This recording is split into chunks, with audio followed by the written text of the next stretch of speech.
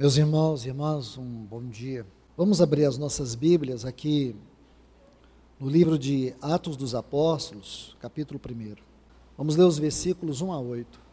No primeiro tratado, ó Teófilo, fiz menção de todas as coisas que Jesus começou a fazer e a ensinar, até o dia em que foi recebido acima, depois de dar mandamentos, por meio do Espírito Santo, aos apóstolos que escolhera, aos quais também, depois de haver padecido, apresentou-se vivo com muitas provas incontestáveis, aparecendo-lhes durante 40 dias e falando-lhes a respeito do reino de Deus.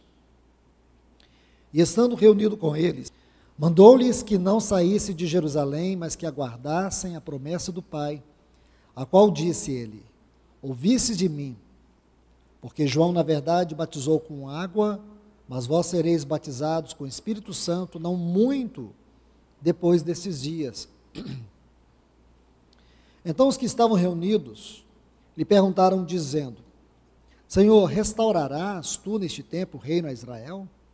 E disse-lhes: não vos compete conhecer os tempos ou as épocas em que o Pai reservou pela sua própria autoridade. Mas recebereis poder quando descer sobre vós o Espírito Santo, e sereis minhas testemunhas, em Jerusalém, em toda a Judéia, em Samaria e até as regiões mais distantes da terra. Senhor, nós colocamos esse tempo da Tua palavra debaixo das Tuas santas mãos.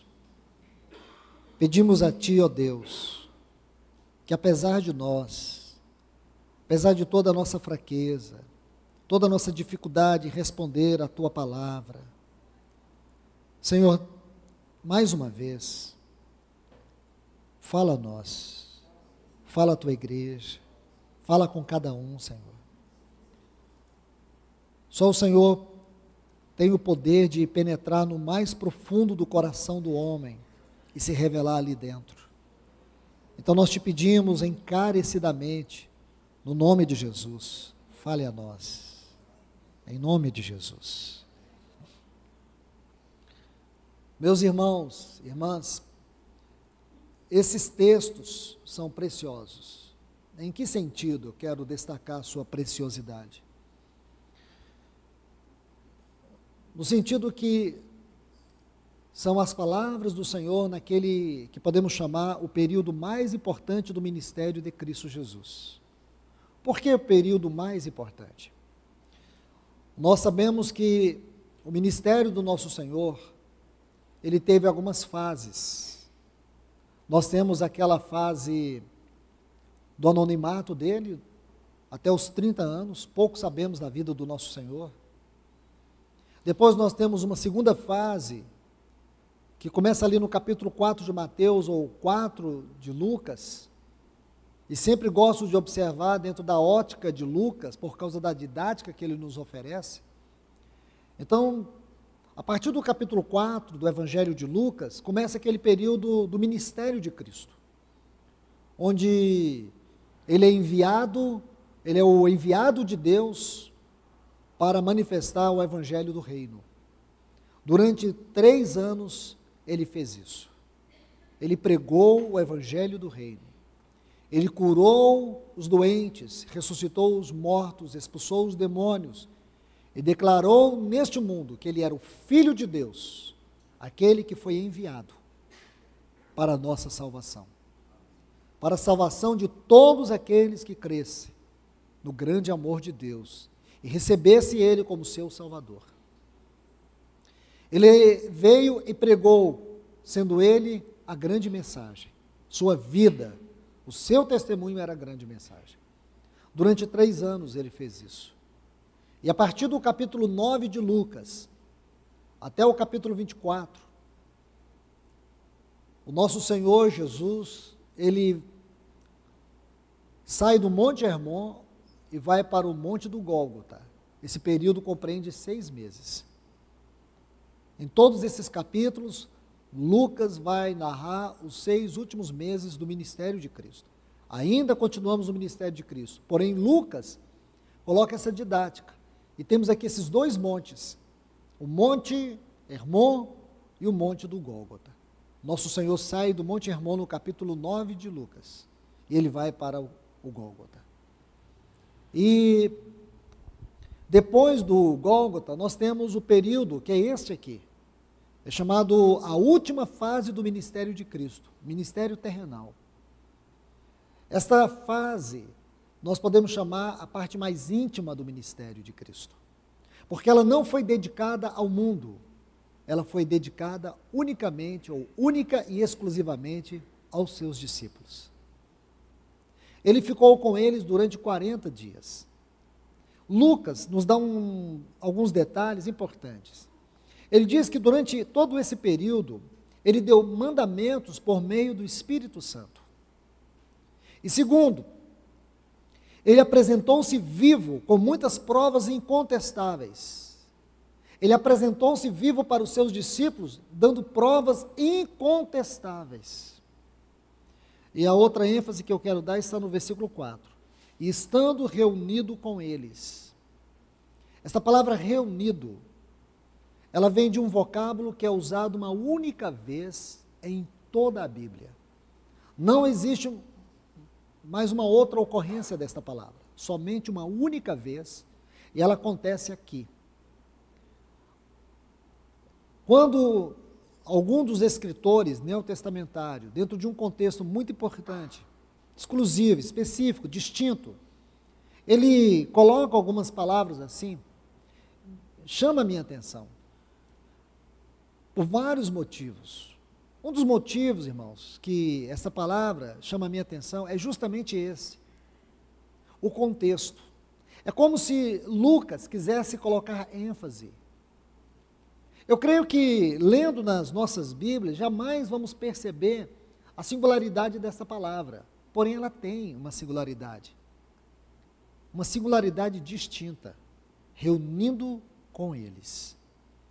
Essa palavra é formada por uma preposição que traz o sentido de unir. Unir. Talvez em outras versões está assim, congregava. Porém, não importa como ela foi traduzida, importa é como ela foi inspirada. As traduções podem variar, mas quando nós temos a oportunidade de vasculhar o original dessas palavras e extrair a força delas, nós ganharemos mais luz para obter a revelação, isto é, maior clareza para a exposição. E aqui está, irmãos, uma palavra muito importante. Ele estava unido com eles de uma maneira íntima, como se fosse um jantar à luz de velas que durou 40 dias.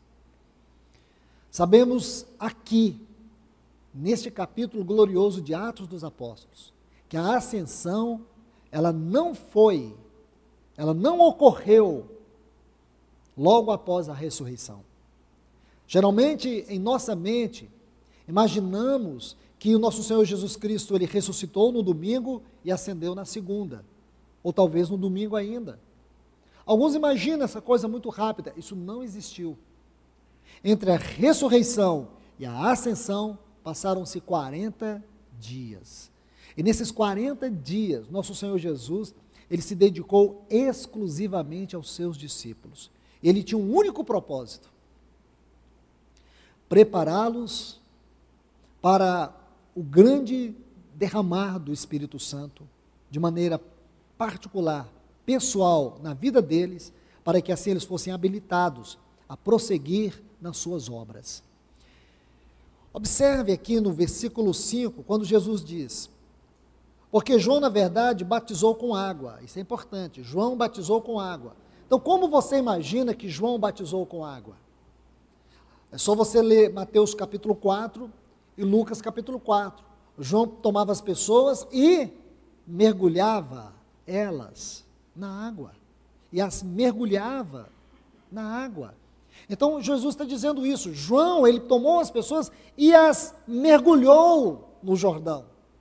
Aí ele usa isso aqui como uma metáfora, como uma figura de linguagem.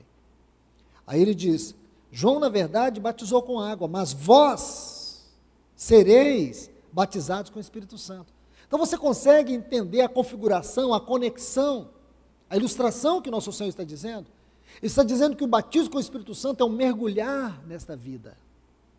É um mergulhar nessa vida do Espírito. Irmãos, aí diz, não muito depois desses dias, e o versículo 8, ele prossegue, porque os discípulos fazem uma pergunta aqui, então é um parênteses, e no versículo 8 está assim, mas recebereis poder quando descer. Então haveria duas coisas, eles seriam mergulhados e o Espírito Santo desceria. O Espírito Santo desceu para realizar uma obra tão importante como foi a obra da redenção. E o Espírito Santo está entre nós. Ele foi dado, ele foi derramado. Jesus usou uma palavra muito forte para falar sobre a vinda do Espírito Santo. E ele usou uma palavra muito forte também para dizer como seria essa experiência. Ele disse que essa experiência seria como que um grande mergulho para dentro. Assim como João mergulhava as pessoas nas águas do Jordão, assim nós também seríamos mergulhados no Espírito Santo. Essa palavra batismo virou uma retórica pentecostal e ela não tem nada a ver com o que você pode imaginar sobre batismo com o Espírito Santo. Porque para pessoas, batismo com o Espírito Santo, essa pessoa fica pipocando, falando línguas estranhas. Bom, isso não tem base na Bíblia. Porque uma pessoa cheia do Espírito Santo não é isso. Porque isso é muito fácil fazer. Dessa forma, irmãos, muitos fazem. Vida cheia do Espírito Santo não tem nada a ver com isso. Evidência do batismo com o Espírito Santo não é falar línguas estranhas. Jesus nunca falou língua estranha e era cheio do Espírito. Então, se você tem alguma dúvida, comece por aí. Ok? Nós temos que nos livrar dessa teologia deformada, dessa teologia que é cheia de sensacionalismo, que tem produzido mais morte do que vida. Agora, o que significa o que o nosso Senhor está falando aqui? Vocês vão ser mergulhados e Ele vai descer sobre vós. Aquele acontecimento do Pentecoste foi um acontecimento único, assim como foi a ressurreição. Dali por diante, tudo que se seguiria teria aquele fundamento da ressurreição e do Pentecoste.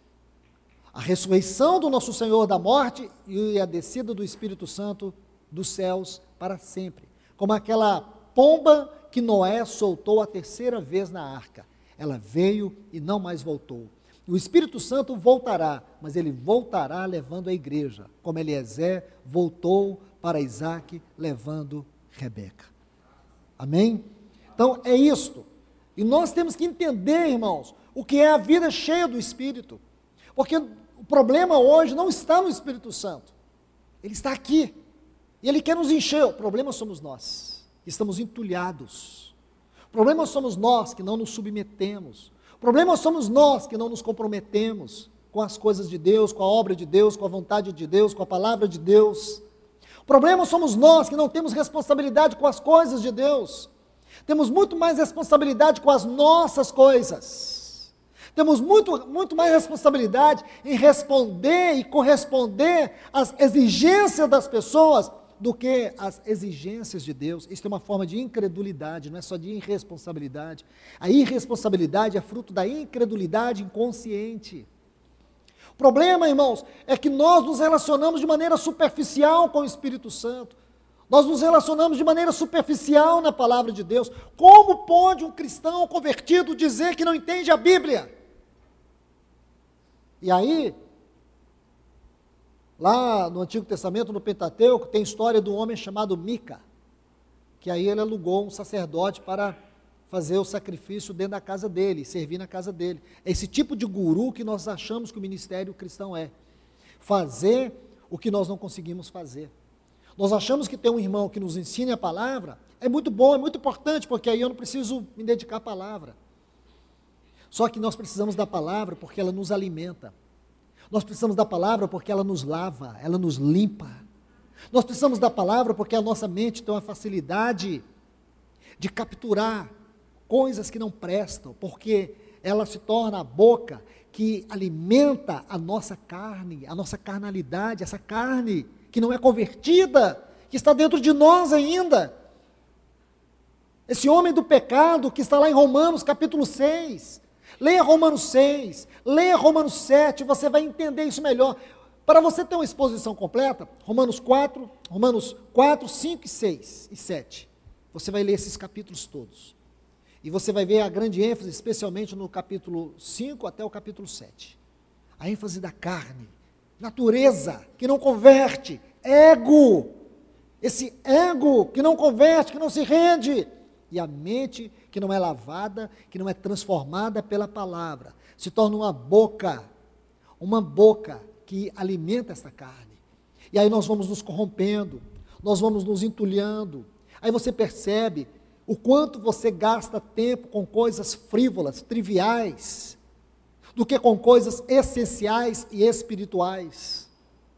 O quanto nós perdemos tempo com pessoas que não acrescentam nada na nossa vida e não temos a mesma disposição de gastar tempo com Deus, que é tudo que nós precisamos em nossa vida.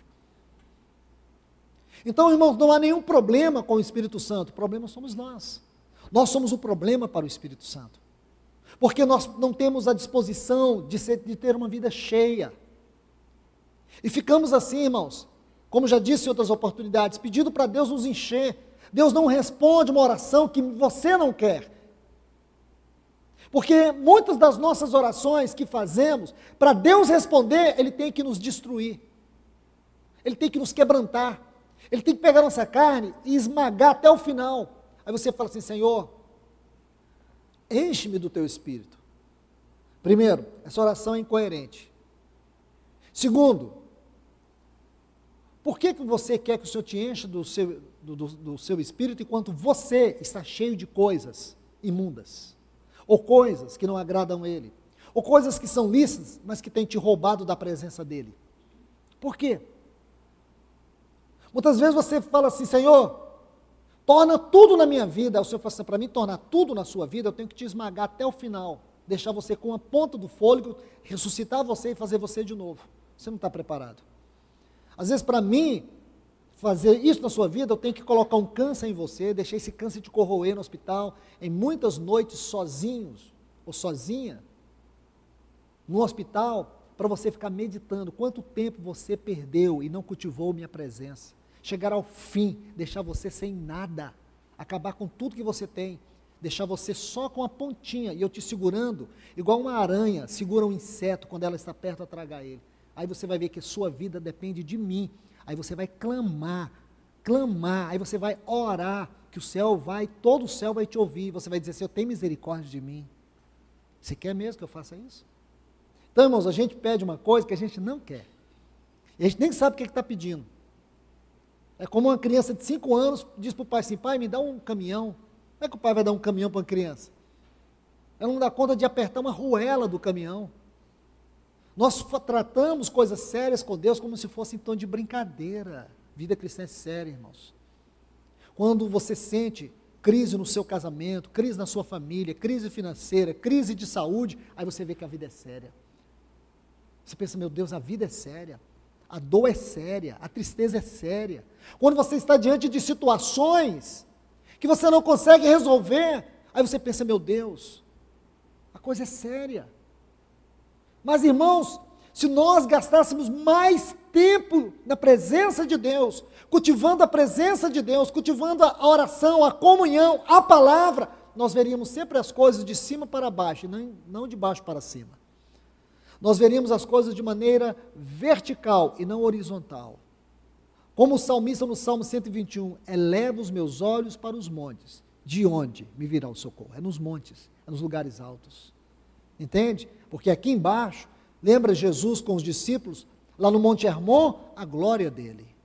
Embaixo do Monte Hermon, um problema que eles não sabiam resolver. Jesus disse, esta casta. Não adianta querer resolver as coisas se você não tem discernimento da natureza que opera em torno delas. Não adianta você querer resolver o problema do seu casamento, o problema da sua vida financeira, o problema da sua saúde, se você não sabe a natureza que está em torno disso. Porque nós queremos soluções. Deus não quer nos dar soluções. Deus quer nos dar a sua bênção. Entende? E às vezes a bênção de Deus significa que Ele não vai responder o que nós pedimos. Ele não vai responder o que você pede. Mas se Ele não responder o que você pede, você descansa sabendo que as mãos dele são mãos confiáveis, que você passando pelo vale da sombra da morte, ele vai passar com você. Ele vai estar com você. Que algumas batalhas nós necessitamos perdê-las para que nós cheguemos ao fim de nós mesmos. O que ele não quer que você perca é a guerra. Dentro de uma guerra existem muitas batalhas. Muitas batalhas. E algumas delas nós vamos perder sim, irmãos. Algumas delas nós vamos chegar ao pó. Isso faz parte do trabalho de Deus na nossa vida. Para quebrar nossa soberba, para quebrar nossa cerviz, para fazer-nos consagrados, quebrantados, rendidos e esgotar nossa força natural, para que nós sabemos que em nossa fraqueza opera o poder de Deus. Meus irmãos, quero ainda colocar alguns pontos sobre isso. Nós precisamos entender que nesta hora onde Deus está chamando a igreja para este avivamento, existem dois tipos de pessoas que eu quero destacar aqui. Uma, a situação é visível, a outra, às vezes, até imperceptível. Existem dois tipos de pessoas hoje, irmãos. Aquelas que têm se afastado, aquelas que têm deixado a casa do Pai. Essas pessoas têm sido fruto até do nosso julgamento, e nós não temos o direito de julgar ninguém. Essa maneira, essa atitude, ela é arrogante, ela fere Deus. Porque nenhum pai gosta que as pessoas toquem levianamente nos seus filhos. E muitas vezes nós vemos os irmãos que se afastam e nós exercemos um juízo sobre eles. Nós falamos até com uma certa ironia, uma certa arrogância.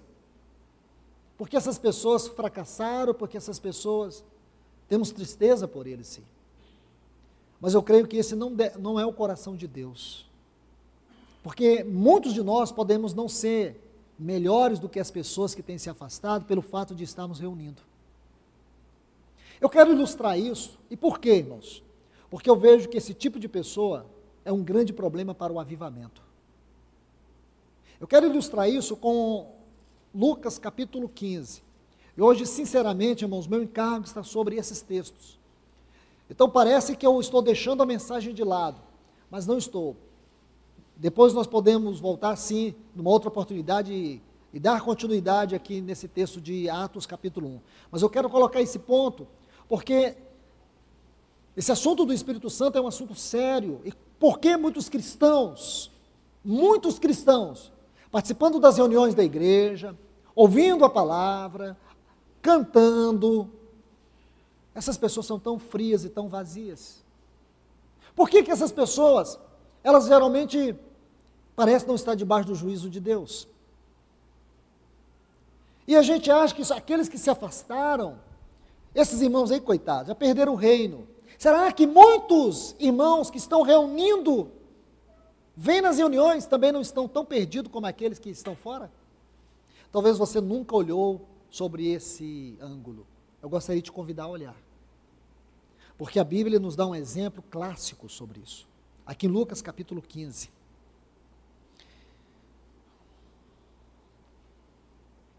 A partir do versículo 25 diz: e seu filho mais velho estava no campo. Lucas capítulo 15, a partir do versículo 25. E seu filho mais velho estava no campo, e quando veio, e chegou perto de casa, eu quero que você guarde essa frase, perto de casa. Perto de casa.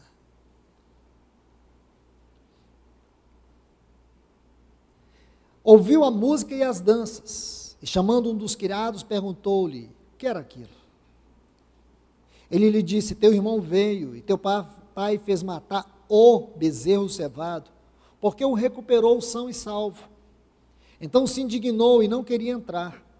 Seu pai saiu e lhe pediu que entrasse. Olha essa frase, pediu que entrasse. Mas ele respondendo disse ao pai, eis por tantos anos, venho te servindo. Ele estava servindo o pai, tantos anos. Agarrem essas frases, irmãos.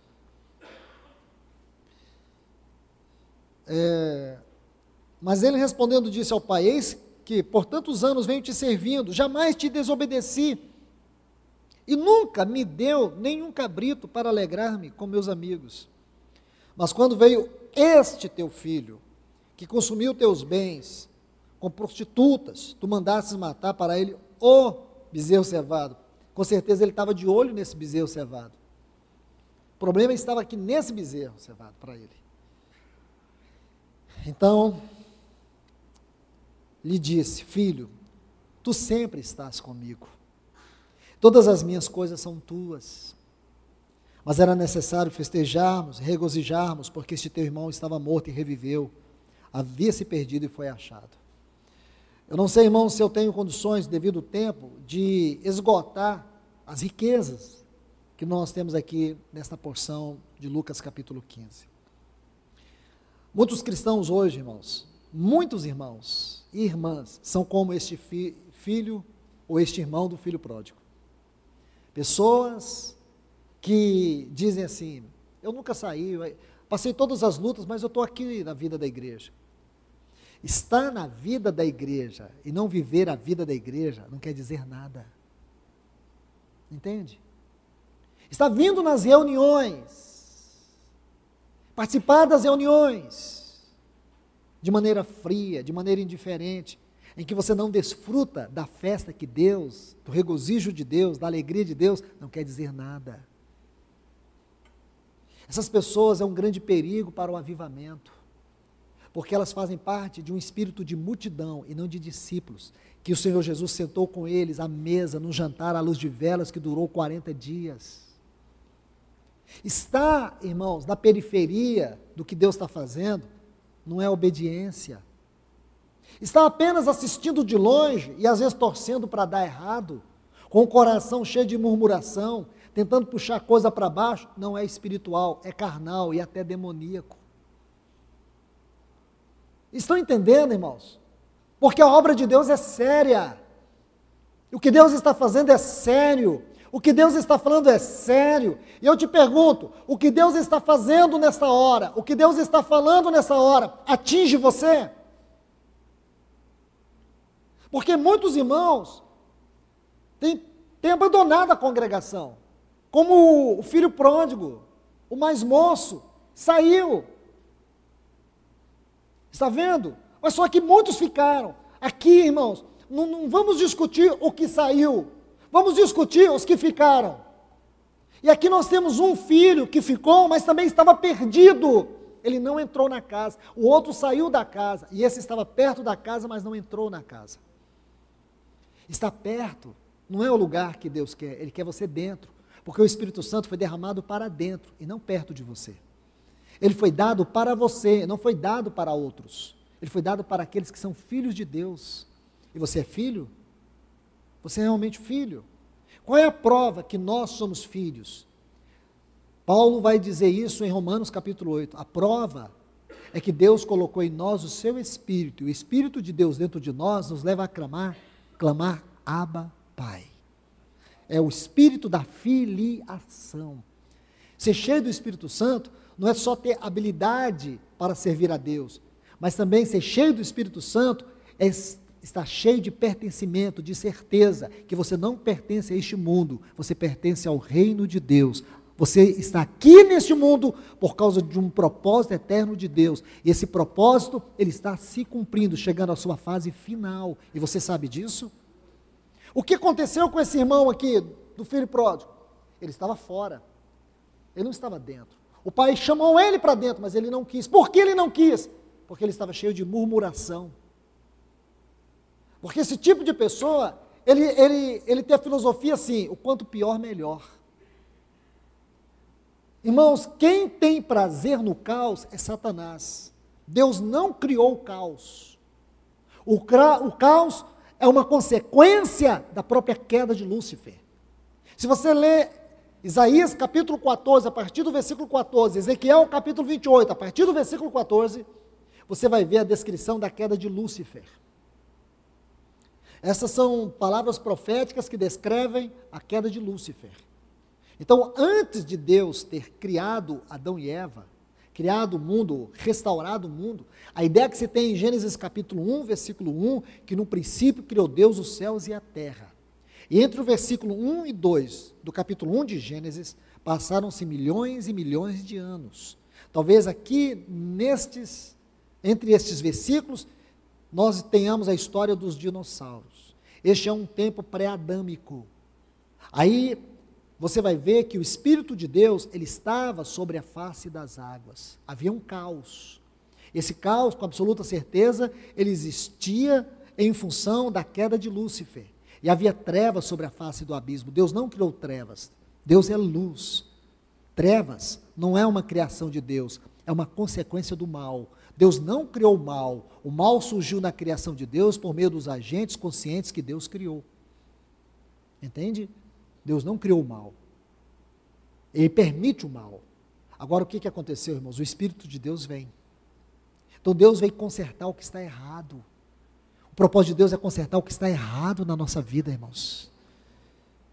E aqui está um filho amargo, um filho que está na contramão do que o pai está fazendo. O pai está dando uma festa, o pai está feliz, mas esse filho quer ficar triste. Irmãos, nosso dever é ser cheio do Espírito Santo, não é ser vazios. Se você não tem prazer em ser cheio do Espírito Santo, então você é desobediente.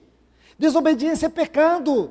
Olha o que esse filho diz para o pai: eu te sirvo há tanto tempo, eu nunca te desobedeci, o que adianta você ser um bom religioso?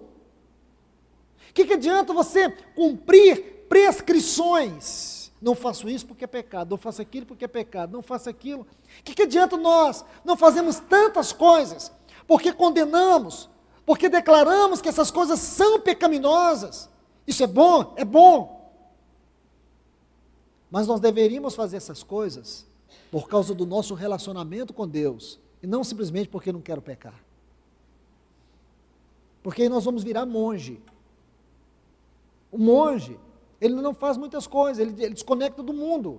Sabe por quê? Ele não quer pecar. Ele quer guardar a carne dele. O que adianta eu guardar a minha carne enquanto meu espírito é pobre? O que adianta eu guardar a minha carne com a mentalidade religiosa?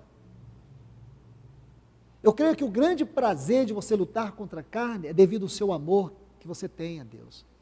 É você dizer assim: eu luto contra a minha carne porque eu quero andar no Espírito. Andai no Espírito e jamais satisfarei os desejos da carne. Entende? Porque não existe nada tão terrível como a carne religiosa. A carne religiosa, ela é boazinha, irmãos. Ela não mata, não rouba, não fuma, não prostitui. Ela é boazinha, a carne religiosa. Mas ela não passa de uma carne religiosa. Ela tenta agradar a Deus com ela mesma. A carne tenta agradar a Deus. Carne não agrada a Deus, irmãos. Entende? A única coisa que pode agradar a Deus é o seu filho. Ele foi aquele que o pai disse: este é meu filho no qual eu tenho todo o meu prazer. É a vida dele dentro de nós que traz satisfação a Deus. E como foi que Deus fez com que essa vida de Cristo pudesse superabundar? Com dois acontecimentos: a ressurreição e o derramar do Espírito Santo. Porque agora, quando o Espírito Santo vem para habitar a igreja, ele traz consigo toda a realidade daquilo que Cristo ensinou e daquilo que Cristo viveu. Ele vem substantificar, isto é, ele vem tornar real o que Cristo ensinou. E essa é a grande batalha, irmãos. A nossa primeira batalha é a batalha da alma, é a batalha do Espírito. Não é contra principados e potestades, é contra a nossa carne, é contra nós mesmos. E é aqui que está toda a nossa batalha. Porque se você vence nessa esfera, você vai vencer em todas elas. Não adianta você estender a mão e repreender o inimigo se a sua carne te engana. Não adianta você orar no nome de Jesus, tentando expulsar Satanás de alguma área, de alguma região, de alguma pessoa, seja lá o que for, se você não consegue discernir a casta. Como Jesus disse para os seus discípulos: esta casta só sai com jejum e oração. Não adianta, irmãos, lidar com o mundo espiritual se nós não tratamos com o mundo carnal, com a nossa área carnal. Se somos tão frios, tão indiferentes, tão vazios do Espírito Santo. A igreja primitiva começou aqui, numa grande experiência, numa grande consciência, de que agora o Espírito Santo veio habitar eles, e que o Espírito Santo tomaria a direção da esfera de todas as áreas da vida deles, vida pessoal, vida conjugal, trabalho, seja o que for, eles colocaram tudo aos pés do Senhor. Tudo aos pés do Senhor. E hoje não, irmãos. Nós queremos ser uma igreja fora do modelo de Deus. Nós queremos ser uma igreja fora dos padrões daquela igreja de Jerusalém. Aquela igreja lá, irmãos, ela não está apenas distante historicamente. É uma questão de realidade. Eles creram. Você pode dizer, mas irmão, para eles foi muito fácil. Para eles foi muito mais fácil. Por quê? Porque Jesus pessoalmente veio e falou tudo aquilo para eles. Eu concordo com você. Eu concordo com você. Só que, por causa disso, eles foram perseguidos até a morte. Para viver aquilo ali, eles foram perseguidos. Pais viram seus filhos ser transpassados na frente deles. Mulheres perderam seus maridos. Lares foram devastados por causa do Senhor Jesus, por causa do testemunho de Jesus. Qual é a perseguição que você está sofrendo? Qual? Uma terrível perseguição. A perseguição da alma. A perseguição do mundo. Eles tiveram, pelo seu testemunho, morrer pelo Senhor. A única coisa que nosso Senhor exige de nós é que nós vivamos para Ele. E Ele diz assim, aqueles que não havendo visto, a mais. Aquele que não havendo visto, a mais. Bem-aventurados somos. O Senhor diz, bem-aventurado aqueles que não me viram e creram.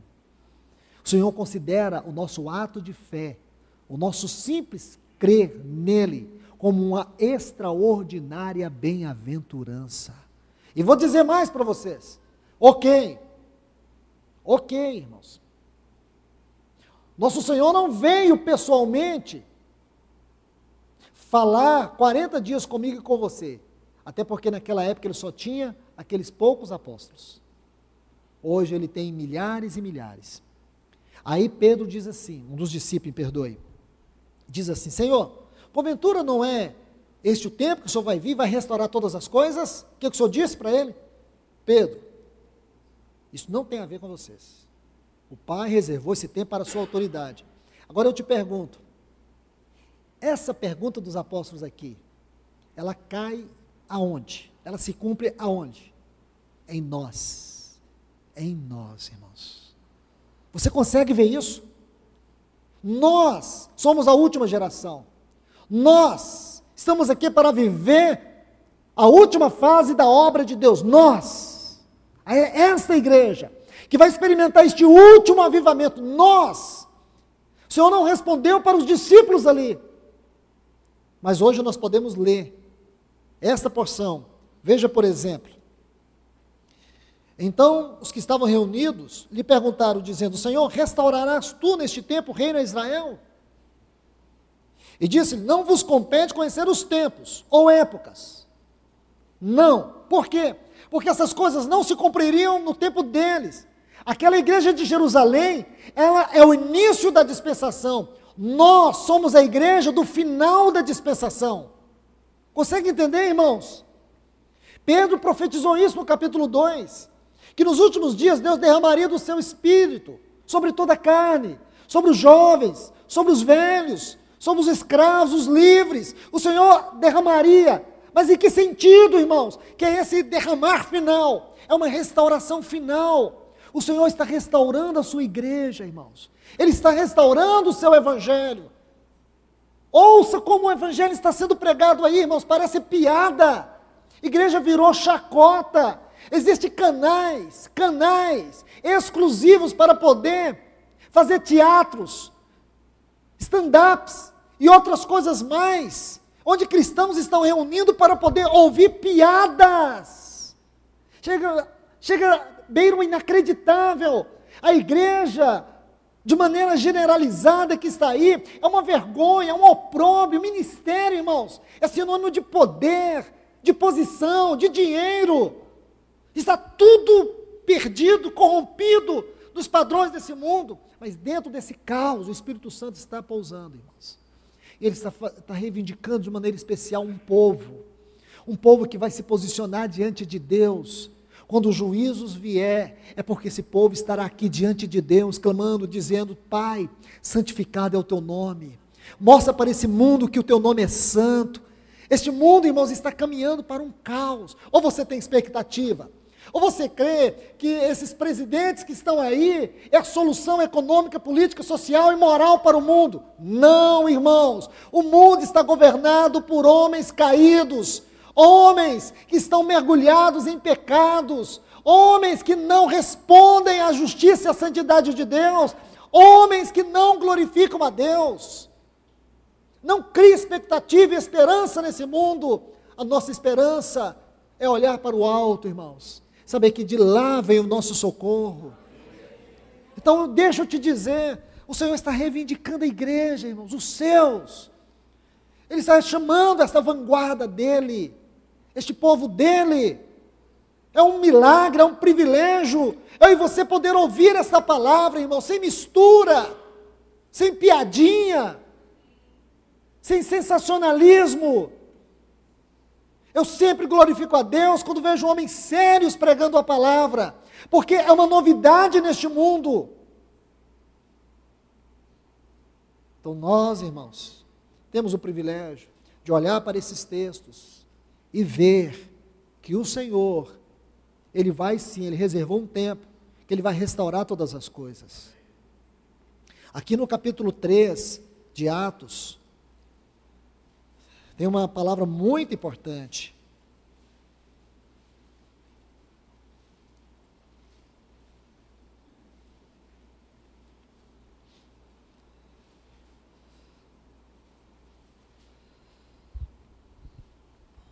Versículo 21, o qual convém, é uma mensagem de Pedro, diz o qual convém, ele está falando do Senhor Jesus, que o céu guarde, retido, que o céu o guarde até o tempo da restauração de todas as coisas, de que Deus falou pela boca dos santos profetas desde a antiguidade. Irmãos, Pedro diz que nosso Senhor Jesus, Ele está retido no céu até o tempo de Deus restaurar todas as coisas. E deixa eu te falar, irmão, não tem o menor sentido você ser cristão se você não crer nisso. Não tem o menor sentido você professar uma fé que ela não tem realidade. Um dia Deus vai restaurar todas as coisas. Olha o que diz a Bíblia, Efésios 1:10, de fazer convergir nele na dispensação dos tempos todas as coisas, tantas dos céus como as da terra. Este texto carece um profundo exame. Precisamos de maneira microscópica penetrar na essência desse texto, porque ele diz que um dia Deus vai restaurar todas as coisas. Como sabemos isso? Por causa de algumas palavras que tem ali. De fazer convergir, essa palavra convergir, ela não traduz o sentido correto do vocábulo no texto original. É uma tentativa, ela não traduz, é uma tentativa, convergir, é só uma tentativa. O texto original diz assim: reunir novamente todas as coisas. Convergir é uma palavra enorme na língua grega, anakefa laiomai. Ana, trazer de novo, kefa, cabeça. A tradução correta significa assim, ou seria assim: reunir novamente todas as coisas debaixo do cabeça. Está vendo? Porque um dia esse cabeça exaltado criou todas as coisas pela palavra do seu poder, e tudo esteve debaixo da sua ordem, até o homem cair em Gênesis 3. O próprio Satanás mostra os reinos deste mundo e diz assim para Jesus, que ele daria tudo aquilo para ele, se ele prostrasse e o adorasse. E diz, porque me foi entregue. E o próprio Jesus diz assim, aí vem o príncipe deste mundo.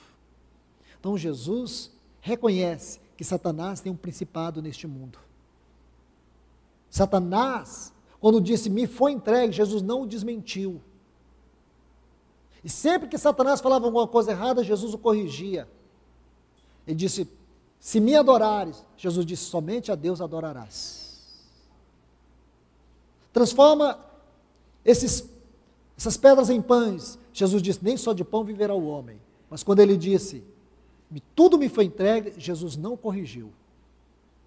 Embora ele fosse o pai da mentira, ele estava dizendo a verdade.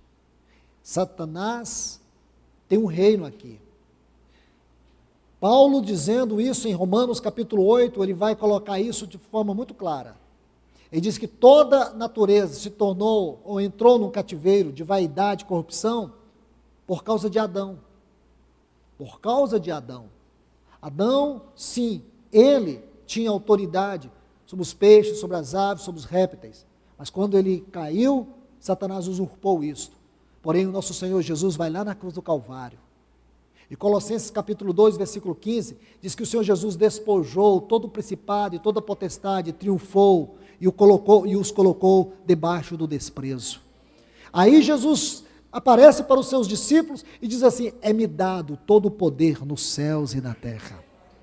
Então agora, irmãos, nós temos que olhar para esse cabeça exaltado e saber que um dia, quando chegarmos ao final dessa dispensação, Deus vai trazer todas as coisas, Ele vai colocar debaixo dos pés de Cristo, e Ele descerá aqui, irmãos, e Ele tomará esta noiva gloriosa, e ela vai reinar com Ele durante 1000 anos nessa terra.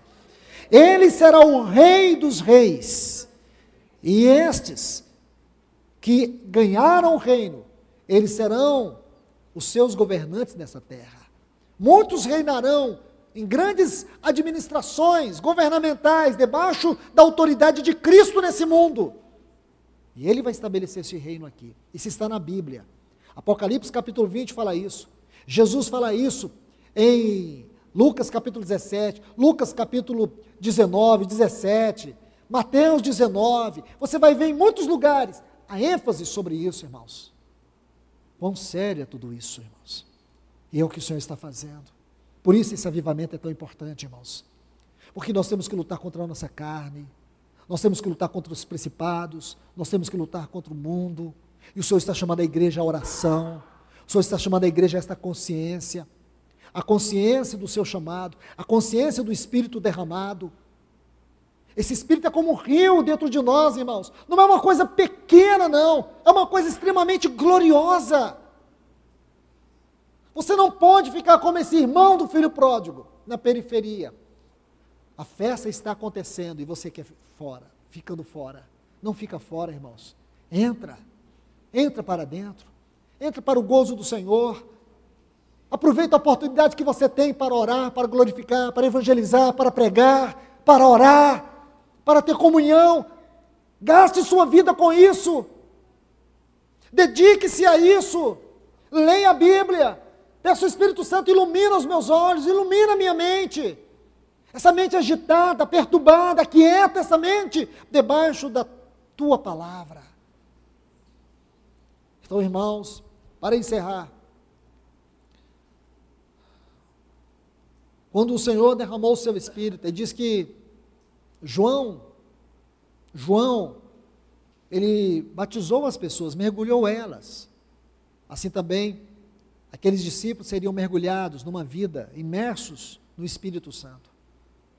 Nós somos chamados para vivermos uma vida mergulhada no Espírito. O que representa isso, irmãos? Eu só sei que é uma coisa maior do que eu e você podemos imaginar. Deixa eu ler uma porção aqui em João 7, fazer uma conexão com o livro de Apocalipse. Evangelho de João, capítulo 7, os versículos 35 a 37.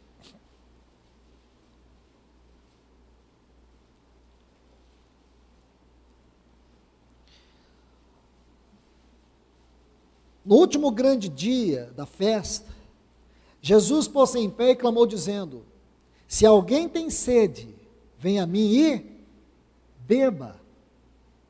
Quem crê em mim, como diz as Escrituras, do seu interior fluirão rios de água viva. Isso disse do Espírito que receberiam os que crescem nele, pois o Espírito Santo ainda não havia sido dado, porque Jesus ainda não havia sido glorificado. Irmãos, eu não tenho tempo para esgotar a riqueza desses textos, especialmente o versículo 39. O Espírito ainda não havia sido dado, porque Cristo não havia sido glorificado. E quando foi que o Espírito foi dado? Depois que Cristo ressuscitou. O Cristo exaltado. Depois que ele ressuscitou. Assim que ele ressuscitou e ascendeu aos céus, o Espírito foi derramado. Aí cumpriu. Aí, então, veja, se o Espírito foi derramado, então o que os cristãos primitivos tinham dessa experiência? Eles tinham como que um rio de água viva fluindo do interior deles.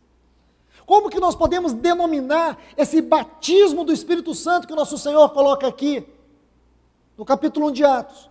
Como um rio fluindo do interior deles. Eles não só foram mergulhados no Espírito, são metáforas, figuras de linguagens, redundantes, para dizer dessa extraordinária experiência, irmãos. O que seria esta pessoa divina derramada para dentro de nós, como um rio? Ele formaria em nós uma fonte a jorrar. Jesus disse isso para a mulher samaritana, aqui em João 4. Ele disse que aquele que cresce nele é como que um rio de águas vivas, que flui do seu interior, que salta para a vida eterna. Por favor, irmãos, me suporte só mais alguns minutos. Olhe aqui João 4. Eu preciso mostrar isso para você.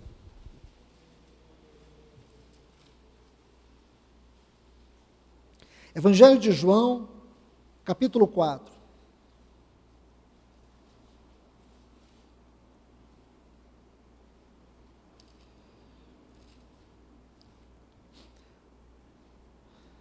Versículo 10, ele diz a seguir: se tu conhecesses o dom de Deus, essa palavra dom aqui é significativa, irmãos, dádiva, quem é o que te diz, dá-me de beber, tu lhe pedirias, e ele te daria água viva. Disse-lhe a mulher: Senhor, tu não tens com que tirar, e o poço é fundo, onde, pois, tem água viva? Respondeu Jesus, versículo 13, todo aquele que beber desta água tornará a ter sede, mas aquele que beber, ele está apontando para o futuro, da água que eu lhe der, ele nunca terá sede, porque a água que eu lhe der se converterá nele em uma fonte de água que salta para a vida eterna. Aí agora ele diz assim, pega esse texto aqui, irmãos, soma com João 7, ele está apontando para o futuro, ele estava falando do Espírito que seria derramado, irmãos. Como que nós podemos aceitar essa vida de deserto, essa vida seca, essa vida sem revelação, essa vida sem discernimento, essa vida vazia, que nós estamos enchendo essa vida com as coisas deste mundo, com os prazeres deste mundo, enquanto o nosso espírito está aí, irmãos, vazio. Compreende? Ele diz que este dom seria como um rio de água viva, que saltaria para a eternidade. Agora, que rio é esse, irmãos? Aqui em Apocalipse nós vamos ver esse rio, um pouco sobre esse rio, não tudo. Veja Apocalipse capítulo 4.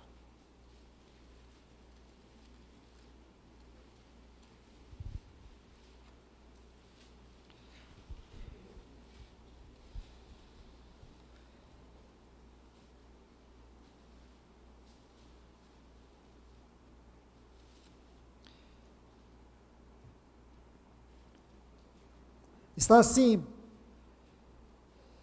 depois disso vi uma porta aberta no céu, muito importante isso.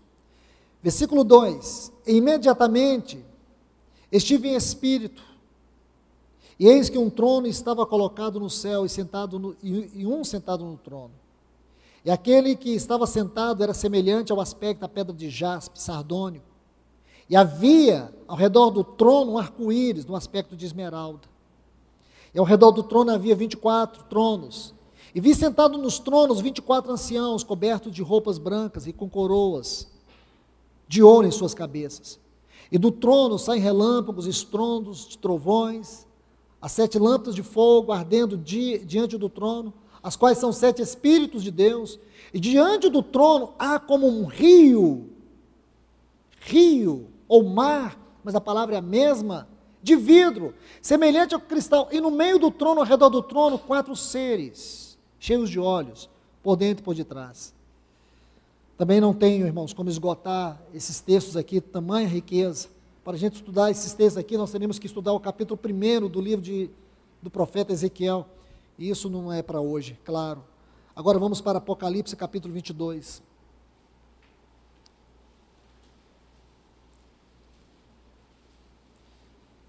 Apocalipse 22, versículo 1 diz assim, somente esse texto: depois me mostrou um rio limpo da água da vida, resplandecente como cristal, que saía do trono de Deus e do Cordeiro. Então quer dizer, irmãos, que o rio do capítulo 4 é o mesmo rio do capítulo 22. As coisas não podem ser colocadas de maneira aleatória. E é o rio de água da vida. Então, se é o rio de água da vida, é o mesmo que Jesus falou para a mulher samaritana. É o mesmo que ele falou em João 7. Então, o que significa? Que esse rio tem duas pontas, irmãos. A primeira ponta é da onde ele flui do trono de Deus. E a outra ponta desse trono, Jesus colocou dentro do nosso coração quando o Espírito foi derramado. É como esse rio que flui do trono, onde estão ali, irmãos, o que é os 7 Espíritos de Deus? Não são 7 Espíritos. Mas se você estudar, você vai descobrir que em Isaías capítulo 9 vai falar sobre 7 aspectos do Espírito Santo: Espírito da sabedoria, Espírito do conhecimento, Espírito de poder. Lá ele vai falar, é a obra setuplicada, perfeita, infinita. É isso que significa. A palavra setuplicado fala do infinito, da perfeição infinita. É isso, irmãos. Está ali. E aquele rio flui do trono. E para onde que esse rio foi derramado? Ele seguia algum curso na eternidade. Onde ele seguia esse curso? No próprio Espírito de Deus. Agora, irmãos, esse Espírito, ele foi derramado para dentro de nós. Esse rio agora criou um outro curso. E ele veio para dentro de nós. Ah, mas por que eu não sinto? Você tem a resposta, é claro. Olhe para esse filho pródigo aí que você vai ver a resposta. Porque não é só um filho pródigo, não, são 2. É um perdido fora de casa e outro perdido perto de casa. Tinha 2 filhos perdidos ali, irmãos. Um estava longe, o outro estava perto, ambos perdidos.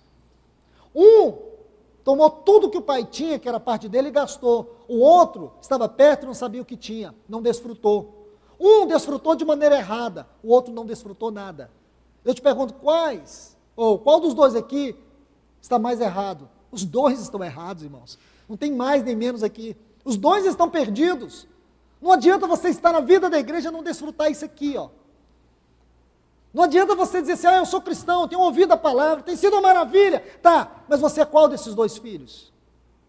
Você só quer o bezerro cevado, você não quer a casa do pai, você não quer o pai. Um outro teve por direito o bezerro cevado. O outro queria sem direito o bezerro cevado. Não era para ele que o pai tinha engordado, ele achou que era para ele.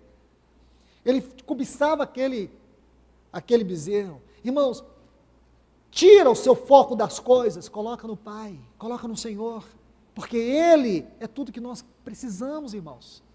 É por isso que há tanta frieza, tanta indiferença. É por isso que Deus vem falando, mas nunca entra. E sabe por que nunca entra, irmãos?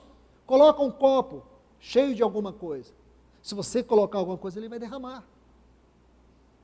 É porque nós estamos com o coração muito entulhados. Muita coisa, irmãos.